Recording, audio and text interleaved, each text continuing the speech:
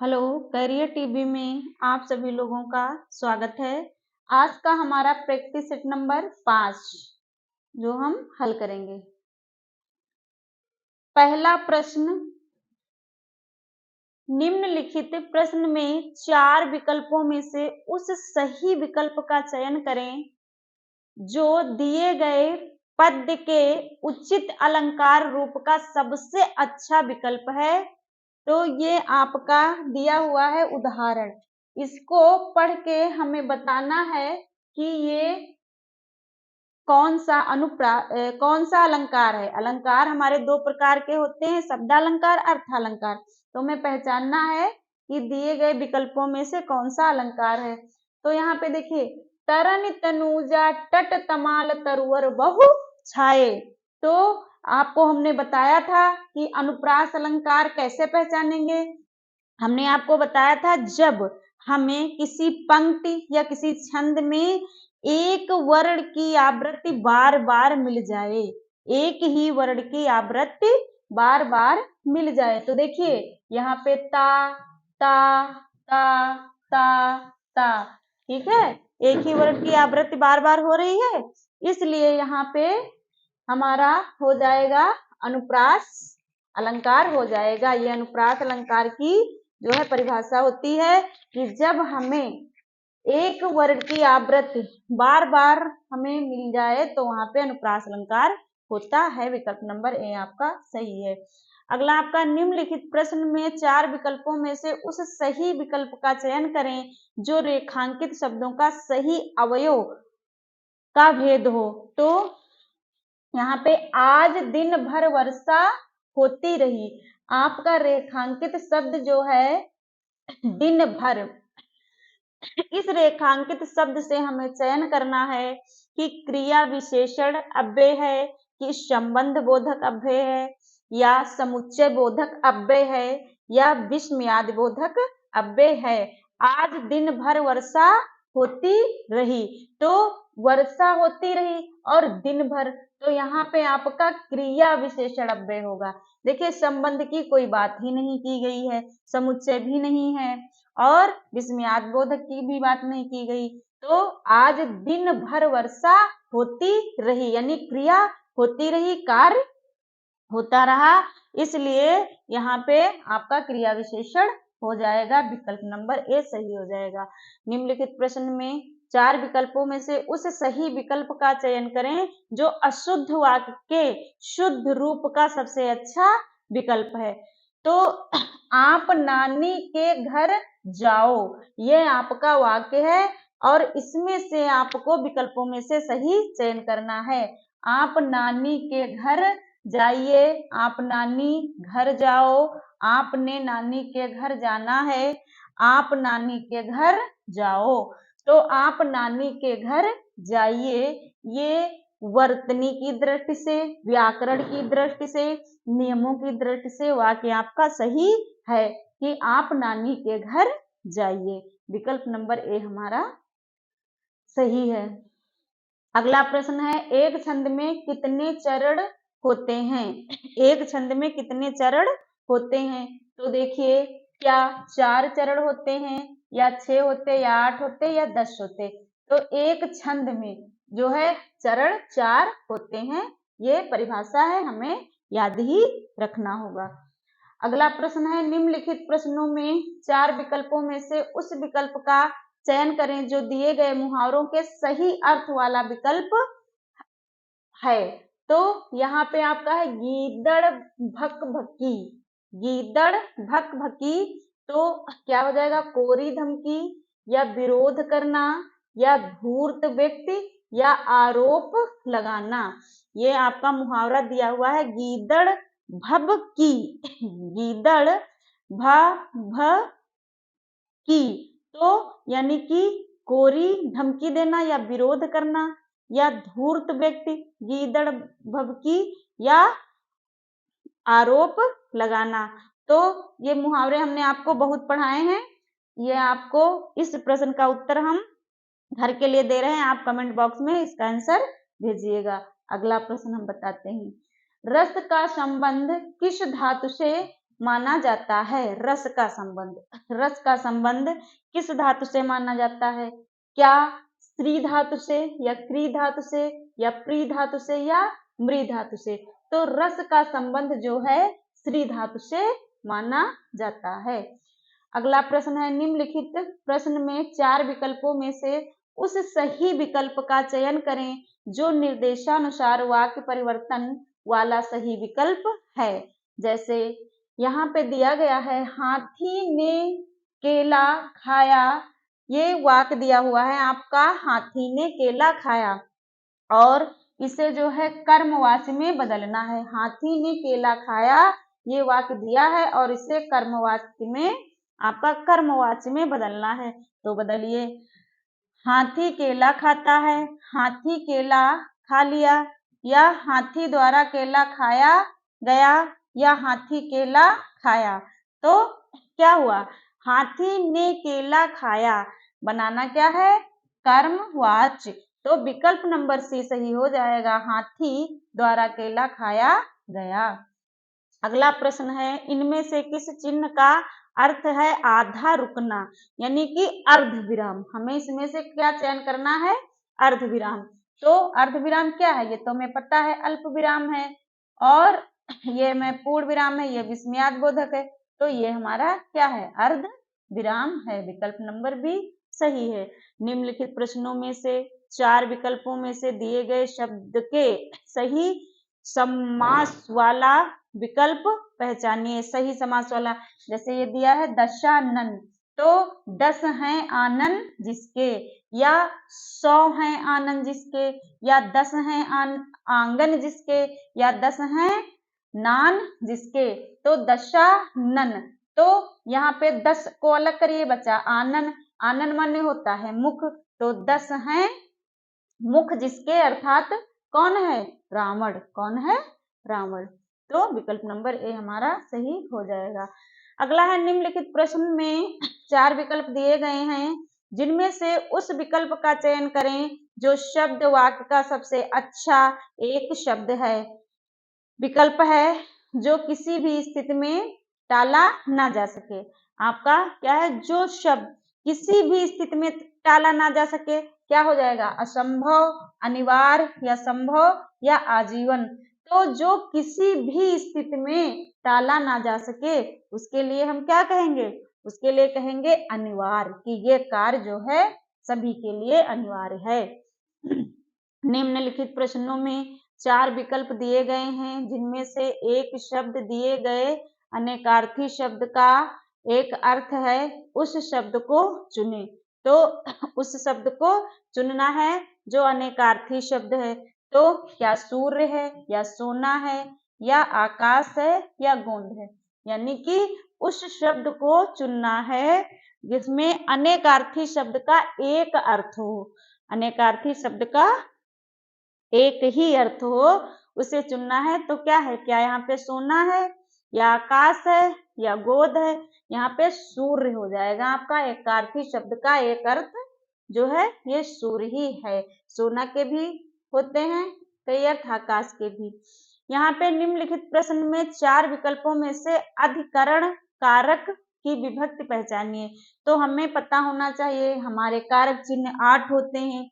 8 के हमने आपको कारक चिन्ह बताए थे, जैसे कर्ता ने कर्म को करण से, संप्रदान के लिए अपादान से अलग करने के अर्थ में, संबंध का की के, तो इस प्रकार से बताया था। तो यहाँ पूछ कौन रहा है, यहाँ कह रहा अधिकरण। तो अधिकरण यानी कि ये है में पर, इसका हो जाएगा, देखो कहीं है, विकल्प नंबर डी में हमारा है कि जो है अधिकरण के चिन्ह क्या हो जाएंगे, में पर।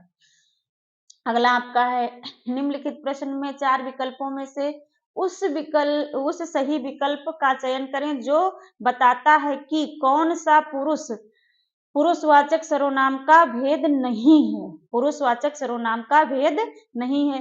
पुरुषवाचक सर्वनाम हमारे 3 प्रकार के होते हैं, तो कौन सा नहीं है, अन्य पुरुषवाचक होता है, मध्यम पुरुषवाचक होता है, उत्तम पुरुषवाचक होता है। ये अति उत्तम पुरुषवाचक सर्वनाम नहीं होता है। अगला आपका, निम्नलिखित प्रश्न में 4 विकल्पों में से उस सही विकल्प का चयन करें जो बताता है कि क्रिया भूतकाल से शुरू होकर अभी अभी समाप्त हुई है। जो हमारी क्रिया है वो भूतकाल से शुरू हुई है लेकिन बिल्कुल अभी अभी समाप्त हुई है, उसे कहेंगे आसन्न भूतकाल। क्या कहेंगे? आसन्न भूतकाल। जो क्रिया चल रही है उसे सामान्य भूतकाल कहेंगे। जो पहले से चल रही थी लेकिन तुरंत अभी समाप्त हुई है उसे आसन्न भूतकाल कहेंगे। अपूर्व भूतकाल, जो कार्य पूरा ही नहीं हुआ है। पूर्व भूतकाल, जो कार्य पूरा हो गया है। अगला आपका है निम्नलिखित प्रश्न में वाक्य की संरचना के आधार पर उसका भेद बताइए। तो अनु ने देखकर निबंध लिखा। अनु ने देखकर निबंध लिखा, तो ये क्या है? मतलब अनु नाम की एक लड़की है जिसने देखकर निबंध लिखा। तो यहाँ क्या कृदंत क्रिया है या पूर्वकालिक क्रिया है, नाम धातु क्रिया है या संयुक्त क्रिया है? तो अनु ने निबंध तो लिखा लेकिन देखकर, तो संयुक्त क्रिया यहाँ पे हुई है।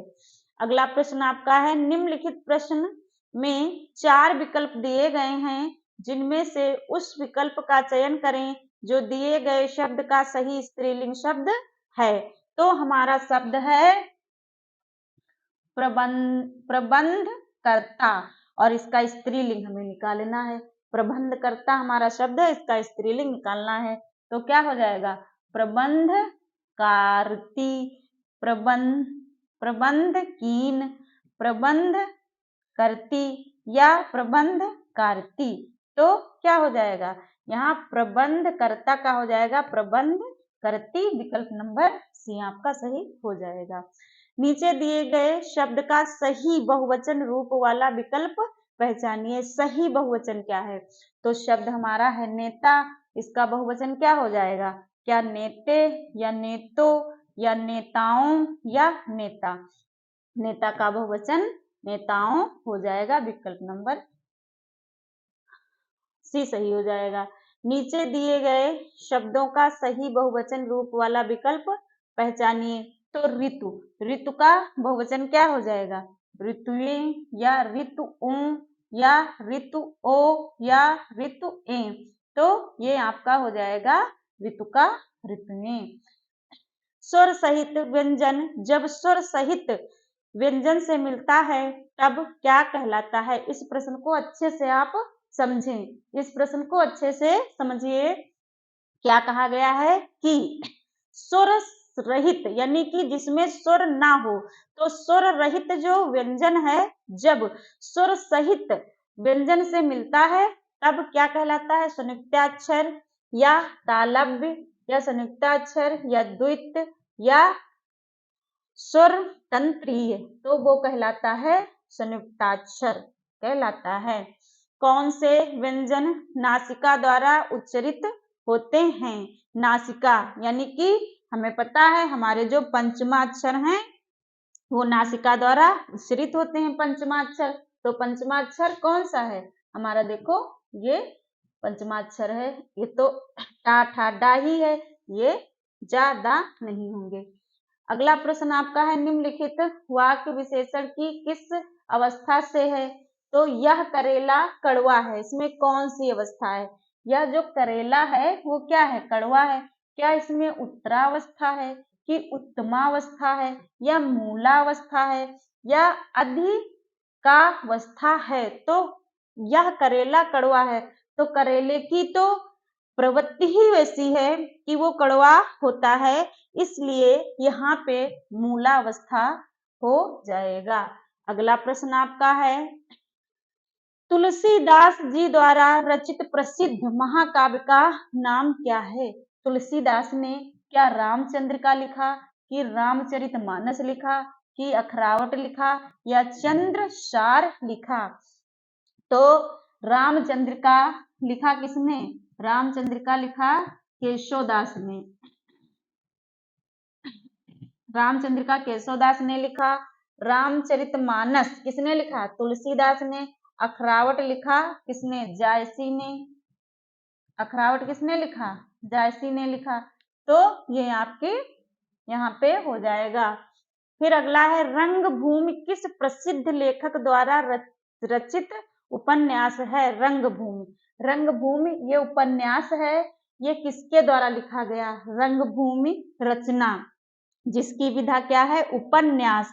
उपन्यास, रंगभूमि एक रचना है जिसकी विधा उपन्यास है।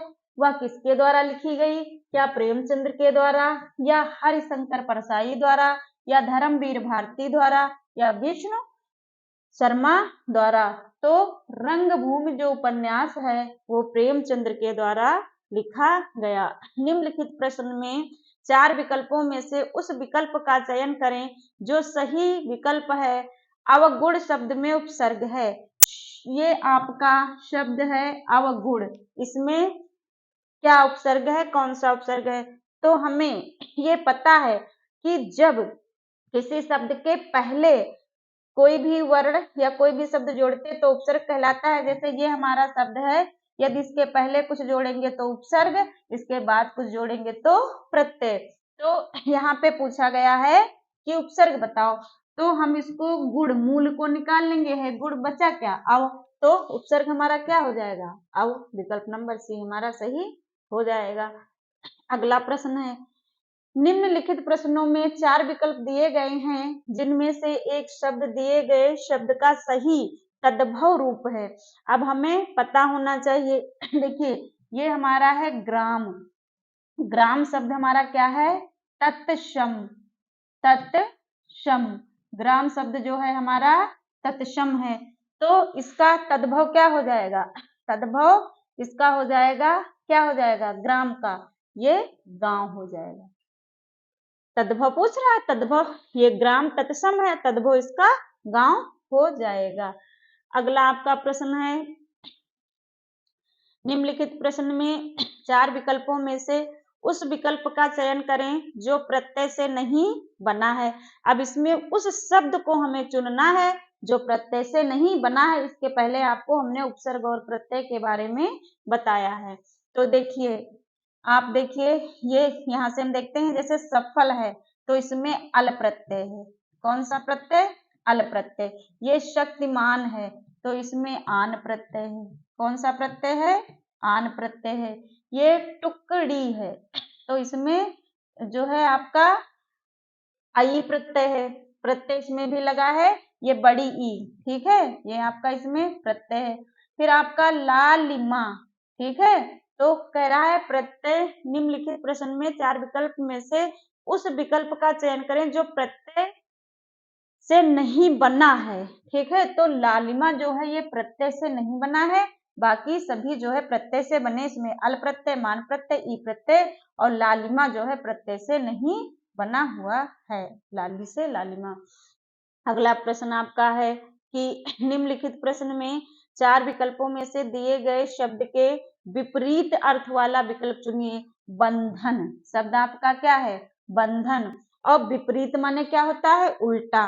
विपरीत माने उल्टा। शब्द हमारा है बंधन और इसका विपरीत क्या हो जाएगा? तो क्या? बांधना या छोड़ना या रिश्ता या मुक्त। तो बंधन माने किसी को बांध देना, इसका विपरीत हो जाएगा मुक्त, यानी कि छुटकारा देना। फिर अगला प्रश्न आपका है, निम्नलिखित प्रश्न में 4 विकल्पों में से उस विकल्प का चयन करें जो सही संध विच्छेद वाला विकल्प है। सही छंद आपका शब्द है सूक्ति और इसकी हमें सही संध विच्छेद करना है।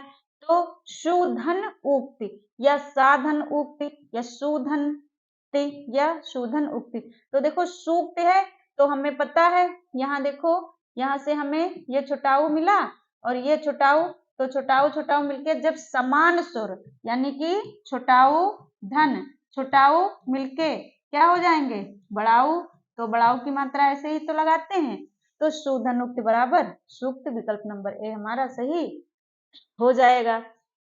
अगला आपका प्रश्न है, निम्नलिखित प्रश्नों में 4 विकल्पों में से उस विकल्प का चयन करें जो सही संधि विच्छेद वाला है। आपका है धर्मात्मा, तो इसे हम संधि विच्छेद करिए। धर्म धन आत्मा, धर्म धन आत्मा, धर्मा धन तमा या धर्मा धन तमा। क्या हो जाएगा?